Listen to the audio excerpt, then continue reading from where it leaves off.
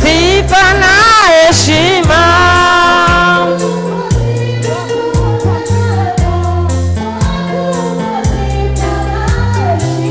oh, twakupa sifa na heshima,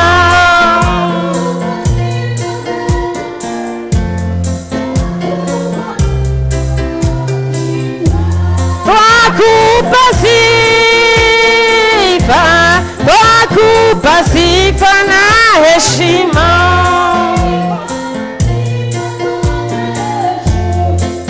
twakupa sifa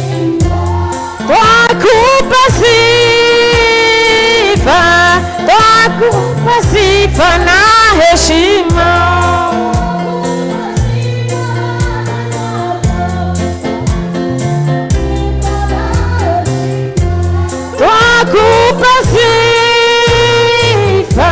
twakupa sifa na heshima.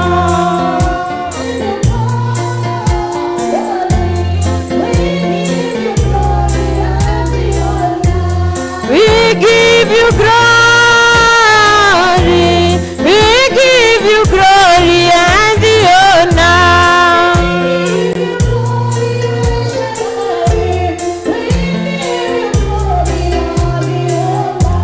We give you glory, we give you glory and the honor.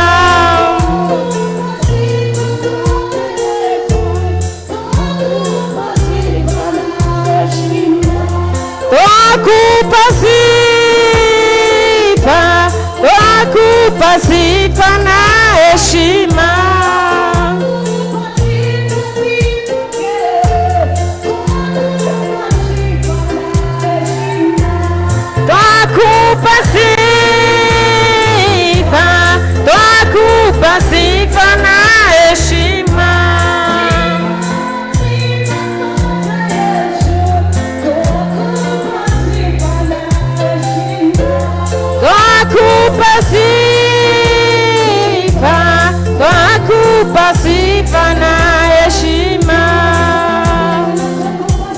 Wetu katika jina la Yesu Kristo, asubuhi ya leo tunasema pokea sifa na utukufu. Asante kwa sababu hakuna Mungu mwingine aliye kama wewe.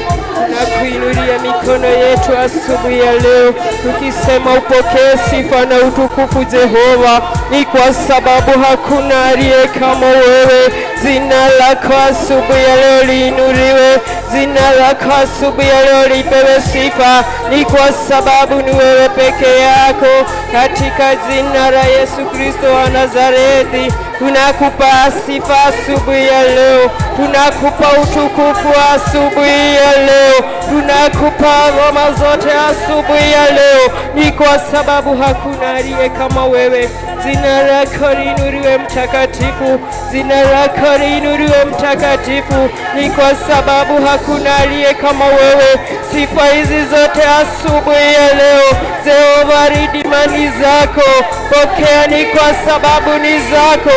Katika jina la Yesu Kristo umetutendea mambo makuu Jehova, umetulinda, umetuhifadhi Baba yangu. Sifa hizi zote ni zako asubuhi ya leo, katika jina la Yesu Kristo wa Nazareti. Pokea sifa Jehova ridima, pokea utukufu Mwana wa Mungu, pokea utukufu, ni kwa sababu ni zako, katika jina la Yesu Kristo wa Nazareti. Baba wetu, hakuna aliye kama wewe, hakuna wa kufananishwa nawe asubuhi ya leo. Pokea sifa zote na heshima katika jina la Yesu Kristo. Asante ni kwa sababu unaweza, asante ni kwa sababu hakuna kufananishwa na wewe. Umetuweka haya asubuhi ya leo, umetuokoa asubuhi ya leo, umetutendea mambo makuu asubuhi ya leo. Pokea sifa Jehova na utukufu, ni kwa sababu hakuna aliye kama wewe.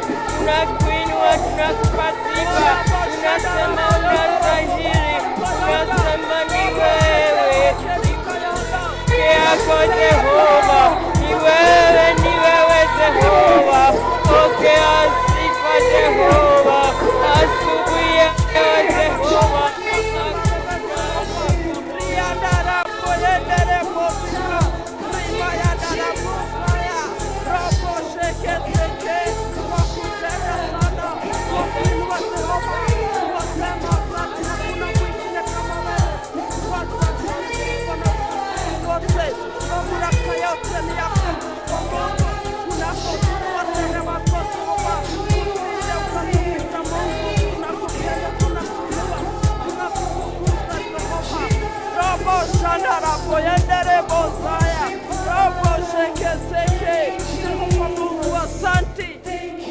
Asante rimayanda rabo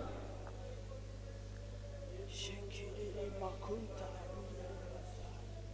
tukufu wote ni wako Yehova, mamlaka yote ni yako Jehova. Tunyenyekea chini ya tenda mema Mungu wa mbinguni.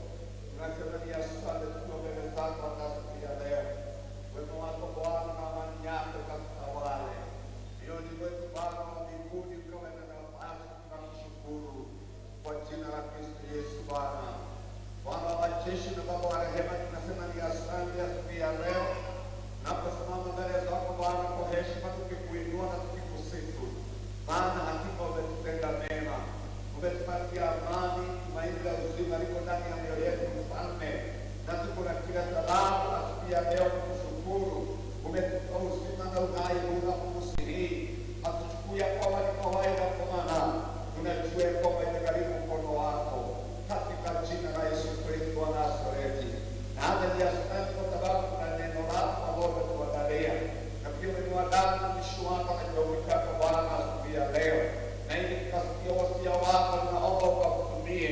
Bwana upatie hekima na maarifa na ufahamu wa neno lako, na hivi Bwana nakugawia katika njia ambayo tutaipokea na kuifahamu, nikawe msaada katika maisha yetu siku ya leo na hata kuendelea katika jina la Yesu.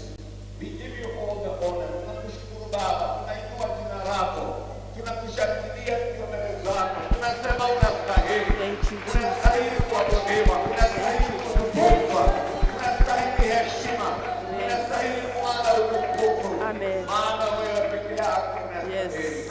Na tunashukuru sana na tunakuabudu. Asante kwa neno lako ni jambo kwetu. Baba wa mbinguni, tunalipokea katika mioyo yetu na shukrani, na ni kwa jina la Yesu Kristo aliye Bwana mkombozi tunaomba, tunaamini na pia tunashukuru. Amen. Shangilia Bwana, shangilia neno la Bwana linakufikia pia leo katika jina la Yesu. Amen. Nipenda tukuonyeshe kukaribisha mzee wa kanisa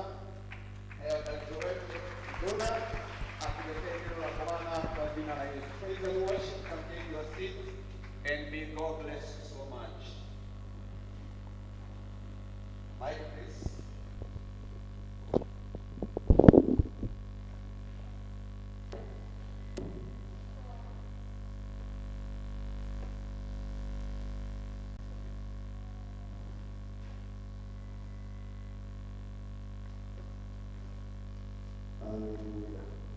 Kanisa nachukua nafasi hii kuwasalimu asubuhi ya leo katika jina la Yesu Kristo wa Nazareti. Haleluya. Praise the Lord. Bwana asifiwe. Niliwaambia Jumapili iliyopita ya kwamba haleluya na amina ni kusema Bwana asifiwe, na amina ni kusema na ile hivyo katika jina la Yesu Kristo. Majina yangu kama vile mchungaji kiongozi alivyosema ni Joel Duguna Kiaye. Nashukuru Mungu kwa wokovu wake maishani mwangu. Kabla sijalileta neno la Mungu, nampa dakika moja mke wangu wa wasalimu, na kisha tutaendelea na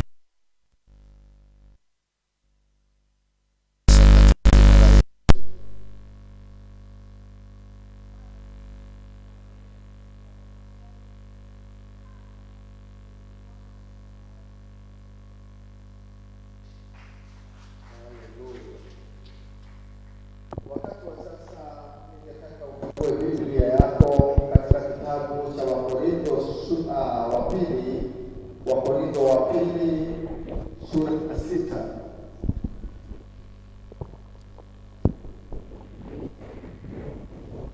Wakorintho wa pili sura ya 6, tutaanza 1 na kuendelea hadi mwisho. Si mrefu sana, lakini tutakuwa tumepata somo letu la siku ya leo. Nasema ni Wakorintho wa pili sura ya 6 kuanzia 1 na kuendelea. Ndugu Mwareri, tusomee neno la Mungu katika jina la Yesu Kristo.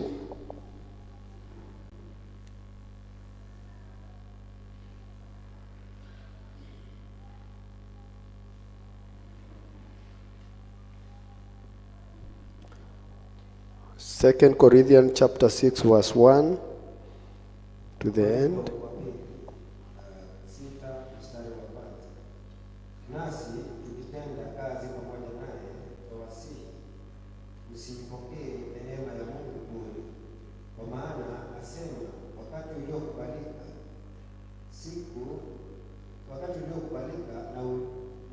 nalikusikia, siku ya wokovu nalikusaidia. Tazama wakati uliokubalika ndiyo sasa, tazama siku ya wokovu ndiyo sasa. Mstari wa 3. Tusiwe kwazo na namna yoyote katika jambo lolote, ili utumishi wetu usilaumiwe. 4. Bali katika kila neno tujipatie sifa njema kama watumishi wa Mungu, katika saburi nyingi, katika dhiki, katika misiba, katika shida. Mstari wa 5. Katika mapigo, katika mifungo, katika fitina, katika taabu, katika kukesha, katika kufunga. 6. Katika kuwa safi, katika elimu, katika uvumilivu, katika utu wema, katika Roho Mtakatifu, katika upendo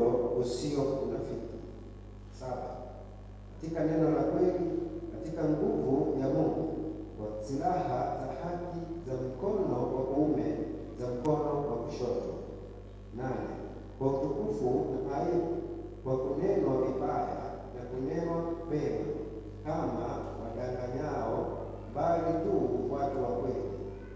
9. Kama wasiojulikana, bali wajulikanao sawa, kama wanaokufa, kumbe tu hai, kama wanaorudiwa, bali wasiouawa. 10.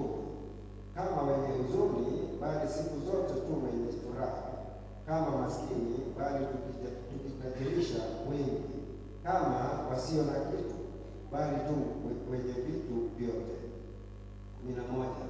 Vinywa vyetu vimefunguliwa kwenu, enyi Wakorintho, mioyo yenu imekunjuliwa. 12. Hamsongwi ndani yetu, bali mwasongwa katika mioyo yenu. 13.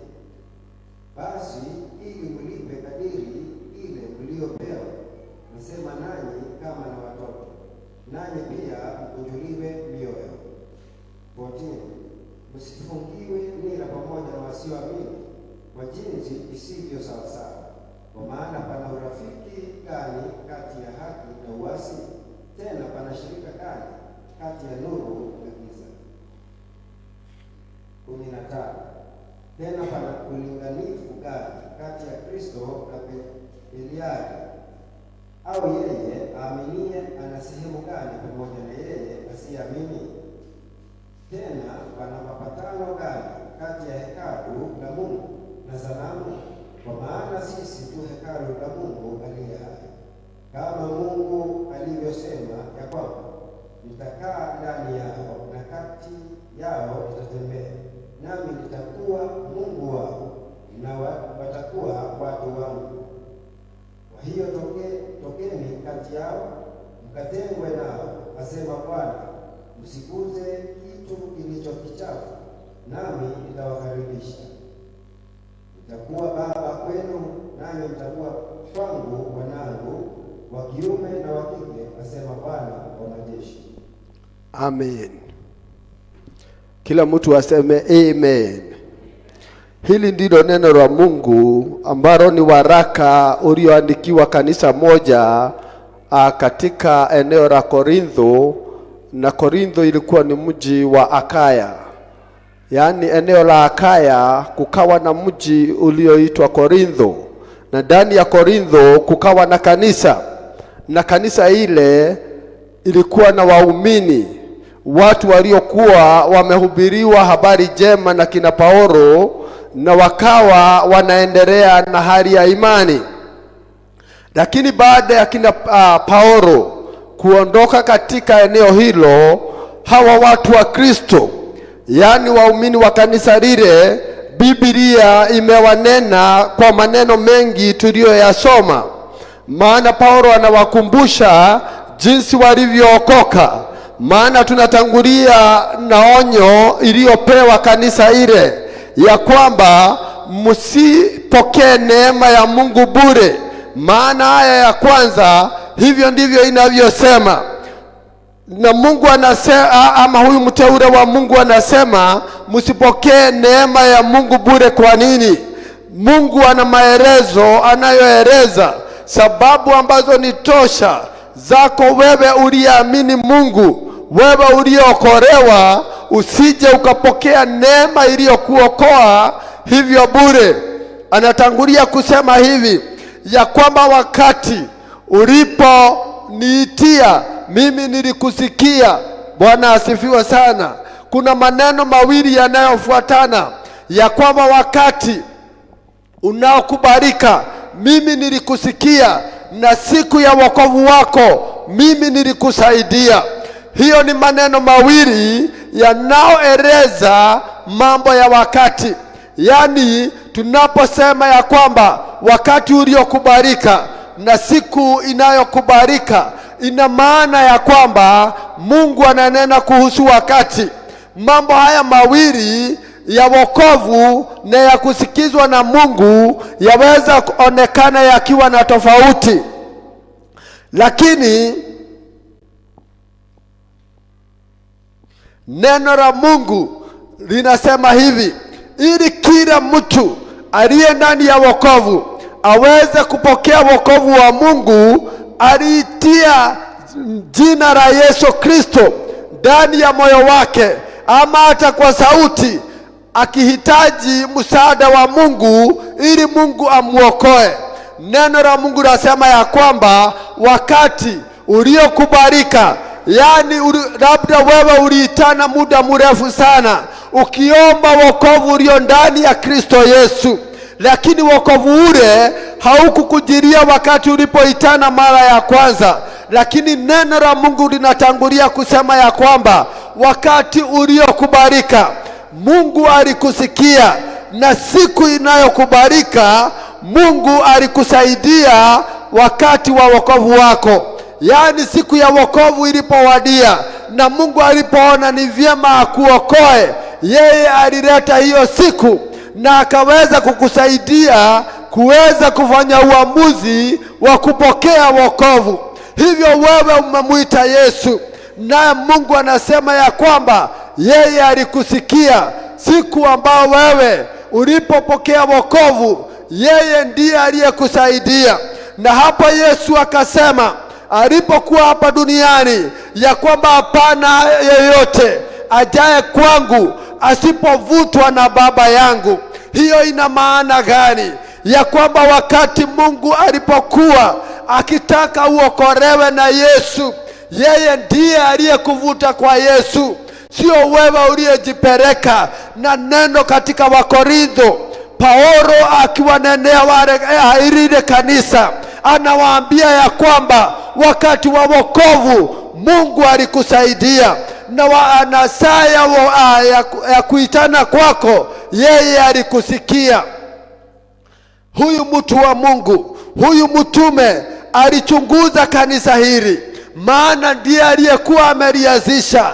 Yeye ndiye aliyelielewa vizuri, na waumini aliowaombea na wakawa katika wokovu alikuwa akiwafuatilia sana, hata akiwa katika maeneo ya mbali. Huyu mtume wa Mungu anasema hivi ya kwamba sisi, akimaanisha yeye na Timotheo, maana alipokuwa akiandika waraka wa pili wa Korintho waliandika wakiwa pamoja, na yeye aliyemwenzi sana, yeye aliyefanya kazi pamoja na yeye kwa jina Timotheo. Biblia yasema ya kwamba huyu Timotheo wakiwa wanaandika na Paulo walikubaliana maneno yaliyokuwa yakiendelea katika waumini waliokuwa kule Korintho. Mahali tumesikia ya kwamba wale wa Kristo walichukuliwa kwa namna mbalimbali. Yani anaeleza jinsi maisha ama watu, nikiamini ya kwamba nilikuwa miongoni mwao, wanachukua wenzao jinsi walivyoona wanafanana, na wengine labda ni wakazi wa eneo la Akaya, hivyo wakawa wanachukuliwa kwa njia mbalimbali. Paulo ananena na kusema ya kwamba wakati mwingine sisi waumini tunachukuliwa kama maskini, lakini tutajiri wa vitu vyote. Anaeleza mambo mengi kama tulivyosoma kuanzia aya ya 4 kuendelea hadi ya 10. Inaeleza vizuri jinsi wewe unavyoonekana, na hata hapa Karagita wewe unaonekana kwa njia tofauti na watu tofauti. Kuna wale wanakutambua kwa njia moja ama nyingine, na kuna wale ambao hawawezi kukutambua. Maana Paulo anatamatisha kwa kusema waumini waonekana wakati mwingine kama watu waliokufa, lakini anasema ya kwamba licha ya kuwa ni wao wanavyoona hivyo, yeye na wengine walioamini katika Kristo Yesu anaona kana kwamba wewe umekufa na unatembea, lakini akikulinganisha na wale walio hai, yeye anaona wewe ulikufa zamani. Akikuangalia anaona ukiwa maskini wa mwisho, lakini kulingana na wewe, ukijua utajiri ulio ndani yako, kwa kuwa Kristo Yesu yuaishi ndani yako, yeye aliye yote na aliyofanywa yote na Mwenyezi Mungu, na katika yote wewe unajitambua kama tajiri kupendukia, lakini dunia na waumini wengine wanakuona ukiwa bure sana, ukiwa maskini sana, ukiwa mtu wa kuisha dakika yoyote. Yeye anasema ya kwamba katika kila jambo kuna wengine ambao wanaheshimika na kuna wengine ambao hawaheshimiki, lakini anasema katika hali hiyo, wakati unaheshimiwa na wakati huheshimiwi, wewe ni vizuri kukumbuka wokovu wako, kwa sababu neno limetangulia kutuambia usipokee neema ya Mungu bure. Bwana asifiwe sana. Yeye wakati ulipoliitia jina lake, yeye alikusikia. Wakati ulipoamua kufanya kuokoka na kukata kauli kuja kwake Kristo Yesu, Biblia yasema ya kwamba alikusaidia. Sijui kama wewe wakati ulipofanya uamuzi wa kupokea Kristo Yesu ama wokovu, unajua vita iliyokuwa ndani ya mawazo yako, vita iliyokuwa ndani ya moyo wako, lakini ulishindwa kuamua. Na wakati mwingine unaanza kuhesabu marafiki watakao kuondokea, unaanza kuhesabu hasara utakayoenda, maana labda biashara unayoendelea nayo ni biashara haramu kulingana na waumini wa Mungu, lakini katika yote Mungu alikusaidia. Hivyo ndivyo maandiko yanavyonena, ya kwamba wakati ulipoliitia jina la Bwana kwa wakati unaokubalika, yeye alikusikia. Wakati ulipoliitia jina la Mungu kwa siku inayokubalika ya wokovu, yeye alikusaidia. Yeye anakusikia na yeye anakusaidia katika kuitana kwako. Yeye anatega sikio. Huyo Mungu aishie milele ni Mungu wa ajabu. Paulo akinenea hawa watu aliwaambia ya kwamba kwa sababu tunaendelea na maisha haya, hatujatoka duniani ninyi kanisa. Lile jambo ningehitaji mulifanye ni kutofungwa nira moja na wasioamini. Na akawa na sababu mbili ya vitu mbili ambavyo haviwezi lingana. Mimi naelewa stima kidogo, na ninajua kuna waya mbili ambazo haziwezi guzana. Ukiguzanisha waya ambayo imebeba charges ya negative na ile ambayo inabeba charges ya positive, ugoje kuona moto. Na kama umeiguzanisha hata mahali ambapo ni coated, na kuambia inategemea current ambayo inatembelea kwa hizo waya, kwa sababu kama ile ngozi iliyozingira ile waya na nguvu ya umeme inayotembea kwenye hiyo waya kama ni kubwa, hiyo ngozi itachomeka. Ukiguzanisha tu pale mwisho hivi, ngozi yote inaweza chomeka. Wakati mwingine hutoa moshi, wakati mwingine hulipua vitu. Nataka kusema namna gani? Paulo anaponena kuhusu kutofunganishwa nira, anaongeza kusema ya kwamba sawa na wasioamini. Yaani si kwamba tutatoka duniani wanakoishi wale wasiomwamini Mungu, lakini hili jina sawa kulingana na vile ninavyojua inamaanisha ya kwamba kuwe na kiasi, kuwe na kipimo, msiwe kwa laini moja kana kwamba mnashare mambo yote 100%. Na hivyo ndivyo anaeleza na kuuliza, shetani na Mungu wanawezaje kuwa na makao moja? Yaani hekalu la Mungu na uabuduji wa sanamu yawezaje kuwa na makao moja? Anauliza muumini na asiyeamini wana uhusiano gani? Anaeleza mambo mengi ambayo hayastahili kulingana kana kwamba yako moja. Nataka kusema nini?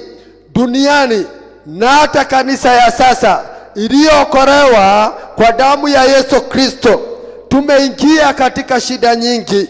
Maana waumini wa Mungu hata labda hapa waweza kuta mshirika mmoja, yeye hana rafiki hata mmoja ambaye ni Mkristo. Sio ajabu ukute mtu wako na marafiki 100 lakini hana hata mmoja ambaye ni Mkristo, na anaweza kuwa amefungua moyo wake sana kwa wale wasioamini kuliko kwa ndugu yake au dada yake. Neno la Mungu linaeleza hivi ya kwamba tusifunganishwe nira na wasioamini kana kwamba tuko sawasawa na wao. Na hiyo alipokuwa akiendelea kuonya kanisa hili la Korintho, alimaanisha ya kwamba aligundua ya kwamba baada ya kuandamana sana na wasioamini, ukishindwa kuwabadilisha watakubadilisha. Ukishindwa kuwabadilisha watakubadilisha. Hiyo inamaanisha nini? Alipoona hatari iliyoko, na usisahau ya kwamba kanisa hili ama kanisa wakati ule lilikuwa ni kanisa changa, ni kanisa ambalo lilikuwa linawekwa misingi ya imani, yaani lilihitaji mafunzo mengi ya kiungu ili waendelee wakikua na wakitambua ni yapi ya kufanya na ni yapi yasiyo ya kufanya. Biblia inaonyesha ya kwamba aliwaonya wasiwe na uhusiano wa aina ile, kwa sababu alijua ya kwamba walikotoka, yaani hali hiyo ya kutoamini, hawakuwa wamekorea upande mwingine wa imani.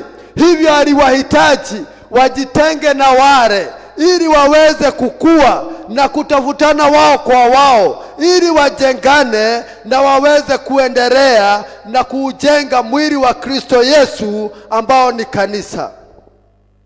Nataka kusema hivi mpendwa, ya kwamba katika kanisa lile la Korintho, Paulo ambaye alikuwa ni mwangalizi wakiwa na Timotheo juu ya kanisa lile, anasema maneno haya aliyoyaandika yeye wakiwa na Timotheo. Ni mioyo yao wamefungua na kuona ni vizuri waambie kanisa wazi yale wanayoyapitia. Wanatambua hali jinsi wanavyochukuliwa na dunia na hata wapendwa wenzao wengine, ya kwamba hawatambuliwi, wanaonekana wakiwa watu wa kuisha. Lakini alitaka wajue ya kwamba licha ya kuwa hali yao iko hivyo, wasijipendekeze kwa dunia, wasijipeleke kwa uhusiano na dunia. Lengo ya hawa wapendwa waliokuwa waangalizi wa kanisa hili ilikuwa ya kwamba waendelee kujenga imani kwa kanisa la Korintho, ili wasimame na waendeleze injili. Paulo akiwaandikia, anawatambua kama watumishi wote waliokuwa wameamini Mungu, anawatambua kama watumishi wa Mungu, na anawaambia ya kwamba inabidi tujiconduct ama tuenende kwa mienendo isiyokuwa ya kulaumiwa kwa vyovyote vile. Yaani ukitafutwa kwa mahali ambapo waweza leta lawama ama jambo la kushutumiwa kwa upande wa imani ulio nayo katika maisha yako, ewe mpendwa, isipatikane. Na hivyo akawaambia ya kwamba na ili mambo haya yasipatikane, mjitenge na watu wasiomwamini Mungu, watu wasio wa imani yako. Na hivyo kanisa lile likawa limewekwa katika hali ya tahadhari kuhusiana na ushirikiano mwingine. Hata duniani tunakoishi, hata kanisa tulio nayo, hata hapa Karagita na kwingine, Wakristo wasipojihadhari, wewe ni mshuhuda na hata nami ni mshuhuda, tumekuwa na wengi hapo nyuma, lakini walipotenga uhusiano wao na wapendwa walio katika nyumba ya Mungu na wapendwa walio katika Kristo Yesu, wametuacha na wamerudi katika maisha ya udunia. Na anasema hapa ya kwamba waweza kuwa unapitia hali ngumu sana, maana ametaja wakati wa furaha na hata wakati wa msiba. Yaani duniani huyu mtumishi wa Mungu anaposhuhudia maisha yake, yeye anasema yeye amezoea kufungwa na hata kuwa huru. Yeye amezoea kula vizuri na hata kulala njaa. anasema yeye amezoea hali zote, na anaposema jinsi ambavyo amepigwa viboko mingi duniani na wale waliokuwa katika serikali ya Rumi, anasema yeye amepigwa mingi karibu ya Kristo Yesu -1. Nataka kusema namna gani huyu mtu wa Mungu alizoea hali zote. Kwa hivyo anaponena na kanisa, ananenea wazee na ananenea wamama, ananenea watoto na jumla ya watu wote, kwa sababu alijua hali zote za maisha ya watu. Hivyo alipokuwa akinena, ananena kwa ujasiri, na hivyo akaambia mwanawe Timotheo ambaye alikuwa amemzaa katika kiroho, akamketisha na akamwambia, hebu tuandikie watu walioko katika kanisa la Korintho nyaraka hii. Na wakawaandikia sana. Biblia yasema ya kwamba wanafika mahali wanawaambia, tunajua ya kwamba mnasongwa mioyoni mwenu, sio kwa sababu yetu, kwa sababu yenyu wenyewe.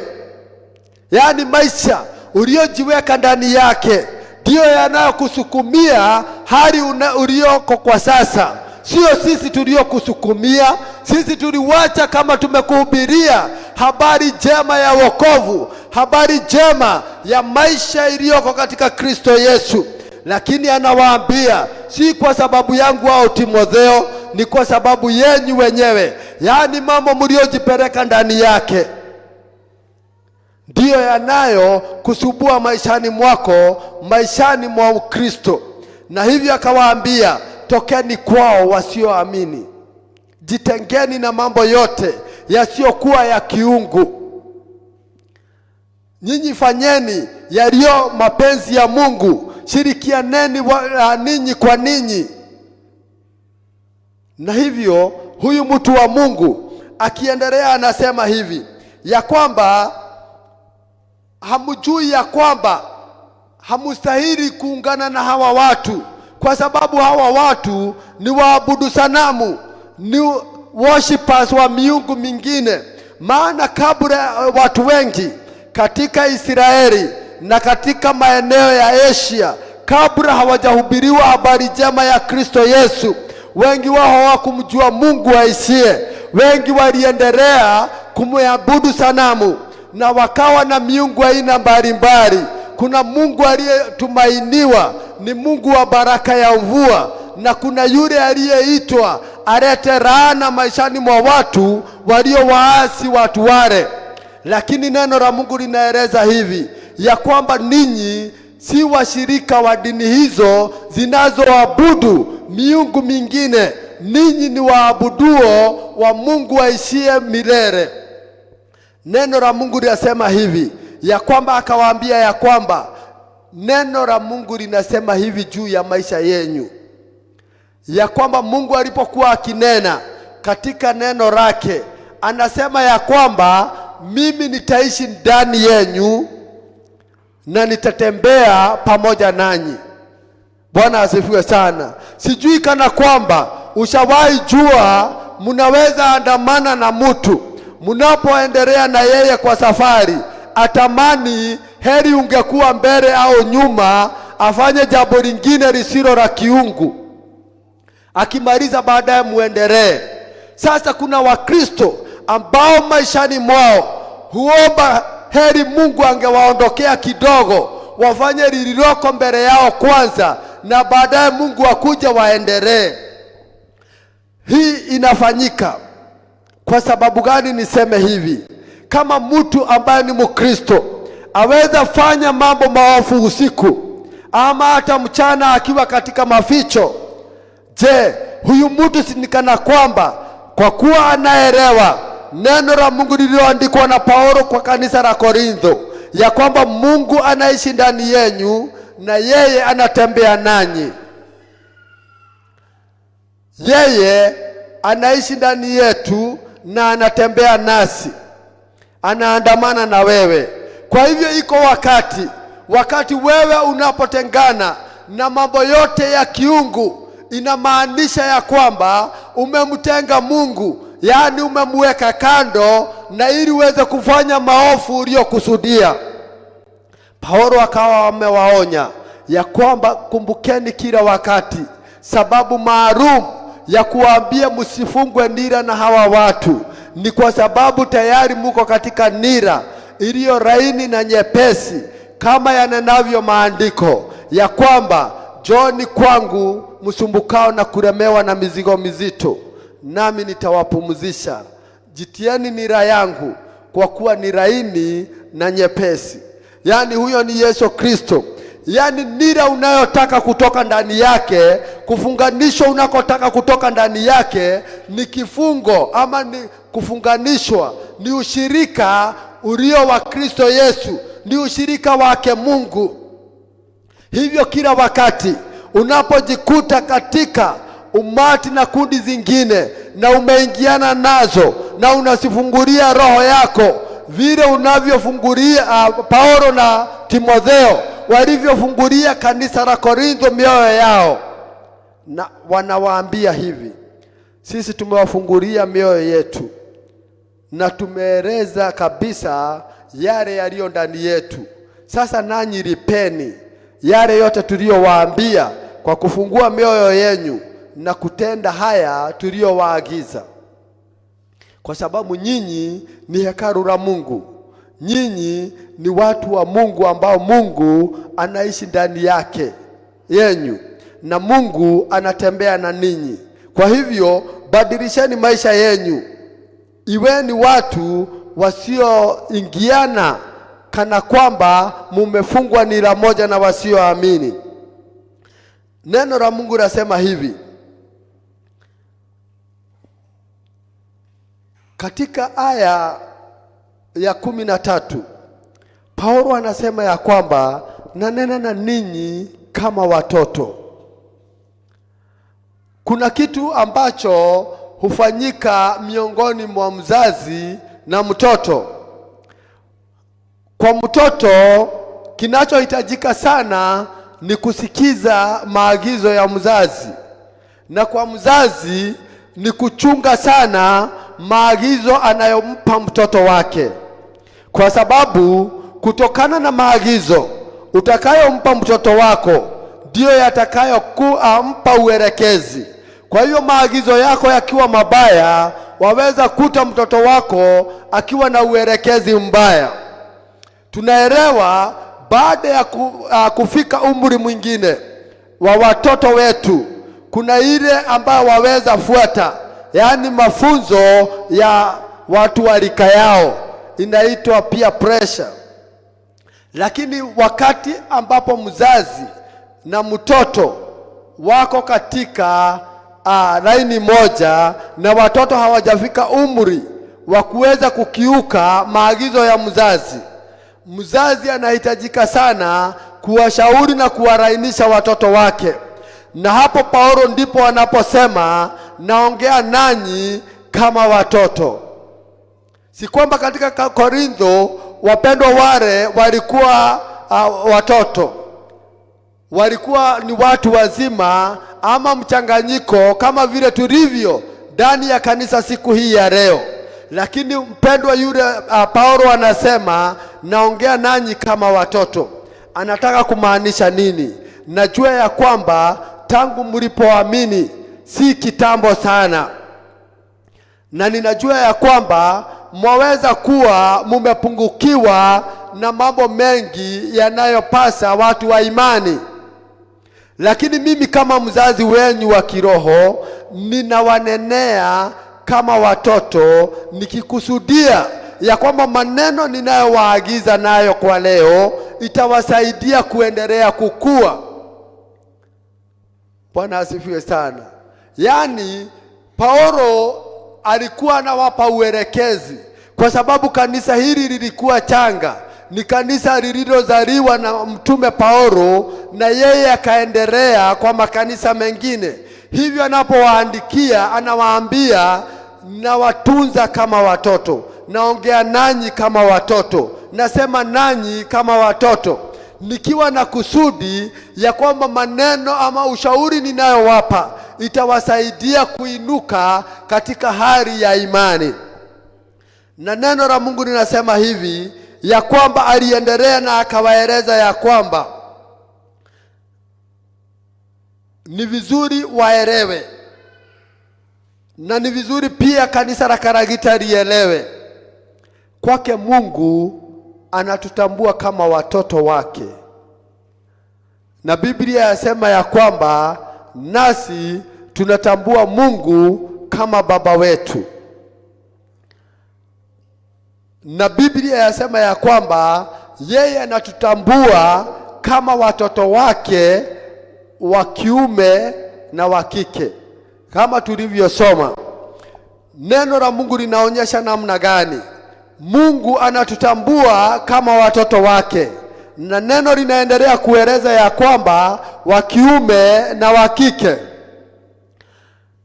Katika maternity ama mahali popote ambapo wanadamu wanasajiliwa ama kuwa registered, kuna kuwaga na laini mbili peke yake, yani male or female, mume au mke, yani kike au kiume.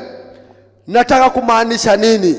Kwa hivyo Mungu anaponena kuhusu watoto wake na anamalizia kusema ya kwamba wa kiume na wa kike, inamaanisha ya kwamba watu wote wanaoamini katika Kristo Yesu, hao ambao neno linanena na kusema ya kwamba yeye yuaishi ndani yao, yeye hutembea na wao, yeye ananena ya kwamba yeye ndiye baba yao. Na kuna haki nyingi ambazo serikali imebuni za watoto kwa wazazi. Yani ni haki ya mtoto kupata elimu. Kwa hivyo ni haki ya mzazi, ama ni lazima mzazi aelimishe mtoto wake. Pia ni haki ya mzazi ama ya mtoto kulishwa na mzazi wake. Kwa hivyo ni lazima mzazi alishe mtoto.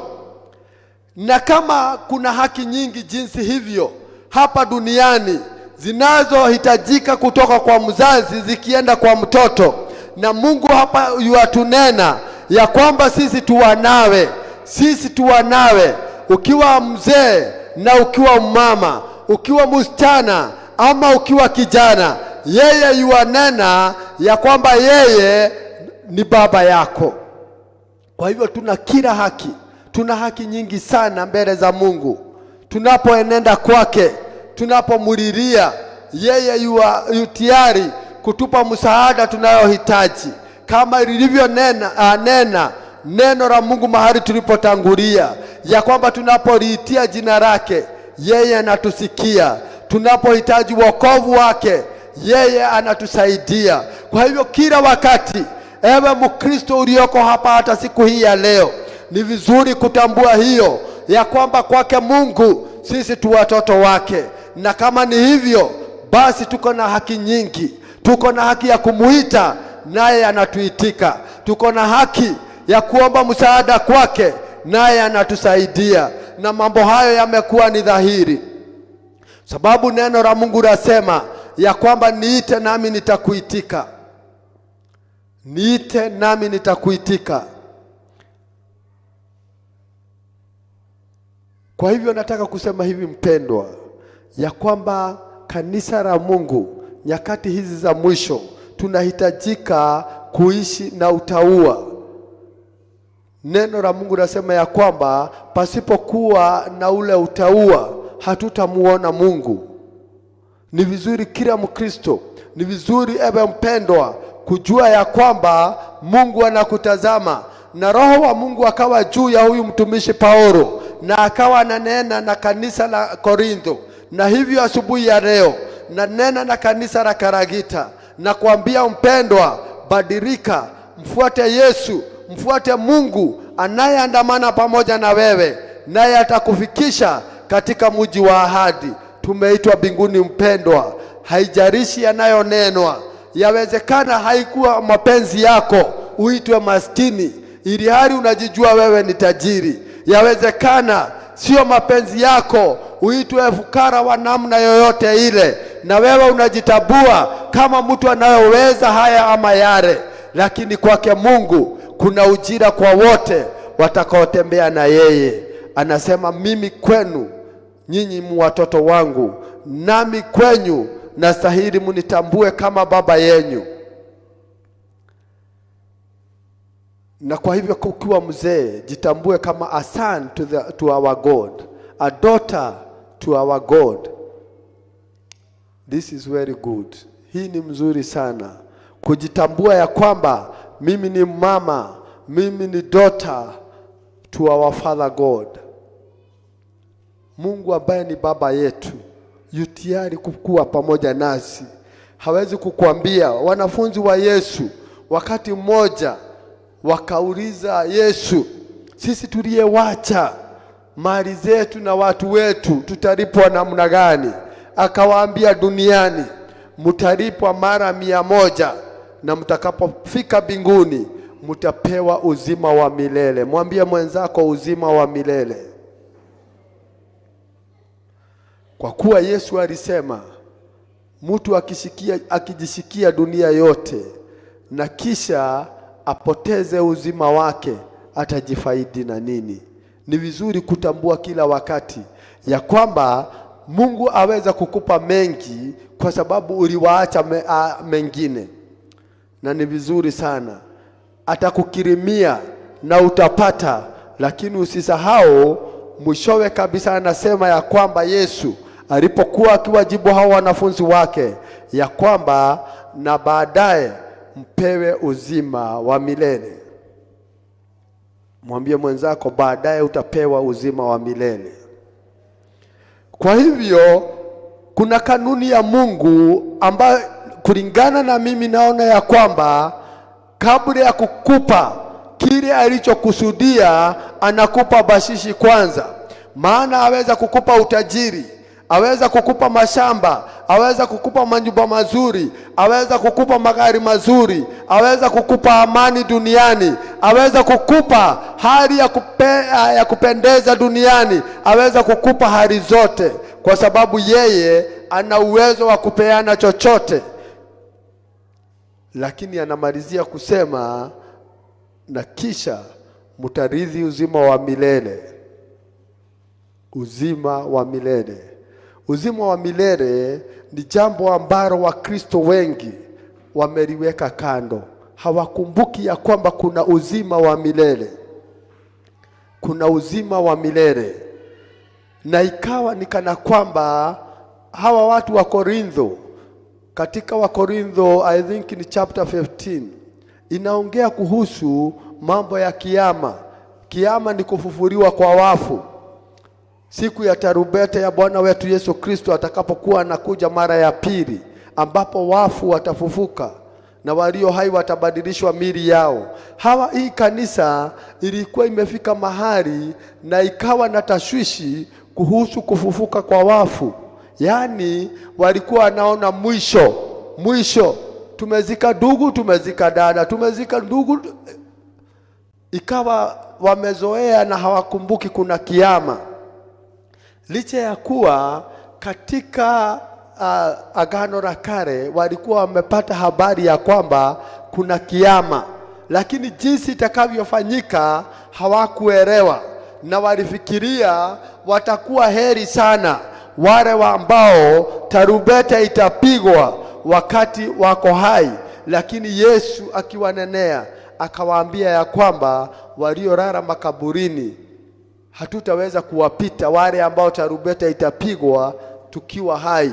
Maana neno lasema ya kwamba wafu watafufuliwa kwanza, nao walio hai watabadilishwa mili yao. Nataka kusema ya kwamba wapendwa, kuna kiyama. Kama utarara kabla tarumbeta ya Yesu Kristo kupulizwa, wewe naamini ya kwamba kama utarara ukiwa ndani ya Kristo Yesu utapata uzima wa milele. Maana Biblia yasema ya kwamba siku ile ya kiyama ya kufufuliwa kwa tunavyong'eng'ana nayo, maana kila asubuhi hadi jioni twang'eng'ana na maisha haya. Ni vizuri unapong'eng'ana ukijua ya kwamba ama ukijifariji moyoni mwako kwa sababu utakuwa unajifariji kwa neno la kweli ya kwamba kuna uzima wa milele. Na jambo hili hata walioko mahospitalini na wanaoelekea kuondoka duniani, walio katika Kristo Yesu, wao hujipa tumaini ya kwamba hata mwili huu, hata uzima huu ukiniondokea, kuna mwingine wa kuishi milele na milele katika Kristo Yesu. Bwana asifiwe sana. Ni vizuri kwa kila Mkristo kusimama katika maisha ya kiungu, kuishi maisha ya kiungu, kuachana na uhusiano usio wa kawaida, kwa sababu katika hiyo yote hakuna baraka kwa Mungu, hakuna uzima wa milele. Lakini ukiishi katika maisha ya utauwa, ukiishi kadri ya mapenzi yake Mungu, Mungu ana baraka na ana uzima wa milele kwa wote wanaomwamini na kutenda mapenzi yake. Mungu awabariki. Hilo ndilo neno la Mungu.